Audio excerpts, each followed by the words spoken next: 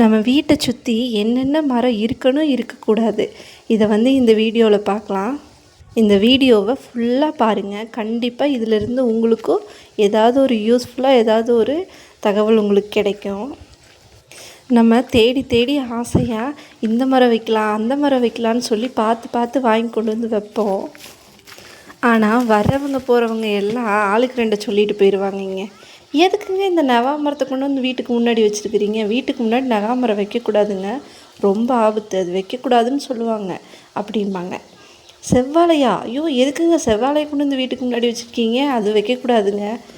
வீட்டு நிலவுக்கு நேர் செவ்வாழை இருக்கக்கூடாது, அப்புறம் செவ்வழனி மரம் இருக்கவே கூடாது. சண்டை சச்சரவெல்லாம் வரும். அது போக உங்கள் வீட்டில் நிறைய கஷ்டமெல்லாம் வரும். அதனால் இந்த மாதிரி மரத்தையெல்லாம் வைக்காதீங்க, உடனே வெட்டிடுங்க அப்படிம்பாங்க. இந்த இடத்துல ஆசைப்பட்டு செவ்வாழைக்கன்று கொண்டு வந்து வச்சுருந்தேங்க. இப்படித்தான் சொன்னாங்கன்னு சொல்லி அடியோடு வெட்டி இங்கே கொண்டு வந்து எம்சாண்டு மண்ணை கொண்டு வந்து ஓட்டுட்டாங்க. ஆனாலும் அது தப்பி பொழைச்சி மறுபடியும் வந்துடுச்சு. இதே மாதிரி இந்த பக்கம் பாருங்கள், ஒரு சீதா மரம் அவ்வளோ காய் காய்ச்சிட்டு இருந்தது. பழம் ஒன்று அவ்வளோ பெருசு பெருசாக இருக்கும். இதைய தொடர்ந்து ஒரு ஆள் சொல்லியேன்னு கடைசியில் கடுப்பாகி வெட்டியே ஓட்டாருங்க. அது இப்போ மறுபடியும் தளைஞ்சு வந்துட்டுருக்குது. எனக்குன்னா அன்றைக்கி அழுகியே வந்துடுச்சு, அந்தளவுக்கு ஆத்துறங்க. மரத்தை இவ்வளோதான் பூ பூத்து காய் காய்ச்சிட்ருக்கிற ஒரு மரத்தை போய் வெட்டிட்டாங்களேன்னு. முன்னாடி இது 2 செவ்வழனி மரம் வச்சுருக்காங்க, நேருக்கு நேர். நல்ல வேலை ஜஸ்ட்டு மிஸ்ஸு கொஞ்சம் தள்ளி வச்சிட்டோம். இது வீட்டுக்கு நிலவுக்கு நேர் செவ்வழனி கன்று இருக்கக்கூடாதுங்களாம். அதனால் நல்ல வேலை எப்படியும் கொஞ்சம் தள்ளி இருக்கிறதுனால இந்த 2 மரமும் தப்பிச்சிருச்சு. இதெல்லாம் விட ஒரு ஹைலைட் என்னென்னா, இந்த வாதானிக்காய் மரம் சொல்லுவோம் பார்த்திங்களா, நல்ல படர்ந்து நிழல் கொடுக்கக்கூடிய ஒரு மரம் இந்த வாதானிக்காய் மரங்க.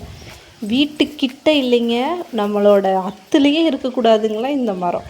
இது ரோட்டோரம், வேலியோரம், தெருவோரம் அந்த மாதிரி தான் வைக்கணுமே தவிர வீட்டு நிலம் அப்படி இந்த நம்ம நிலத்துக்குள்ளேயே இந்த மரம் வைக்கக்கூடாதுங்களாம். எதையும் ஆனால் நாங்கள் கண்டுக்கிறது இல்லை. வச்சு இந்த மரம் பாருங்கள், இந்த ஒரு மரத்தோட நிழல் அவ்வளோ ஒரு குழுன்னு இருக்கும். மாடுகன்று கட்டுறதே இந்த நிழலில் தான். அவ்வளோ சூப்பராக இருக்கும். அடிக்கிற இத்தனை வெயில்லையும் கூட இந்த மரத்தடி நின்னிங்கன்னா அவ்வளோ ஒரு கூலிங்காக இருக்கும். நிழல் அவ்வளோ சூப்பராக இருக்கும். கொஞ்சம் வெயில் கூட இந்த மரத்துக்குள்ளே இருந்து வெளியில் வராது. இலை ஃபுல்லாக நல்லா படர்ந்து பெரிய இலையாக இருக்கிறதுனால இதையும் வெட்டணும்னு ஏகப்பட்ட பேர். ஆனால் வெட்டவே கூடாதுன்னு கண்டிஷனாக சொல்லியாச்சு.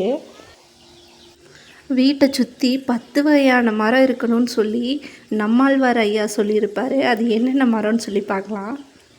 வீட்டுக்கு முன்னாடி ஒரு வேப்ப மரம் இருக்கணும், அதுக்கு பக்கத்துலேயே முருங்கை மரம் இருக்கணும், ஒரு பப்பாளி மரம் இருக்கணும், வேலியோரத்தில் ஆடு மாடுக்கு தேவையான பில்லெல்லாம் போட்டிருக்கணும்.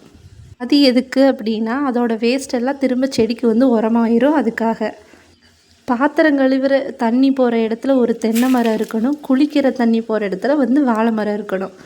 இடம் அதிகமாக இருக்குது அப்படின்னா ஒரு எலுமிச்சை மரம் இருக்கணும், நிழலில் ஒரு கருகப்பில் கன்று இருக்கணும். இன்னும் கொஞ்சம் இடம் இருக்குது அப்படின்னா சீதா மரம் இருக்கணும், ஒரு நெல்லிக்கன்று இருக்கணும். இன்னுமே இடம் இருக்குது அப்படின்னா ஒரு பலாமரமும் ஒரு மாமரமும் இருக்கணும். இப்படி இந்த மரம் எல்லாம் நம்ம வீட்டை சுற்றி இருந்தால் ஒருத்தர் கூட பசியோடவும் தூங்க போக மாட்டார். அதே நேரத்தில் ஒருத்தருக்கு கூட சத்து குறைபாடுங்கிறது இருக்கவே இருக்காது அப்படின்னு நம்மாழ்வார் ஐயா சொல்லியிருக்காரு. முடிஞ்ச வரைக்கும் நம்ம வீட்டை சுற்றி நம்மளால் எந்த பழ மரங்கள்லாம் வைக்க முடியுமோ அது எல்லாமே வச்சோம் அப்படின்னாலே ரொம்ப ரொம்ப நல்லது. நம்மளும் சாப்பிட்லாம், நம்ம குழந்தைங்களும் சாப்பிட்லாம். அதுக்கு மீறி நிறைய இருக்கிற பட்சத்துக்கு நமக்கு தெரிஞ்ச எல்லாத்துக்குமே கொடுக்கலாம். எங்கள் வீட்டோட அழகே எங்கள் வீட்டை சுற்றி இருக்கிற இந்த மரங்கள் மட்டும்தாங்க.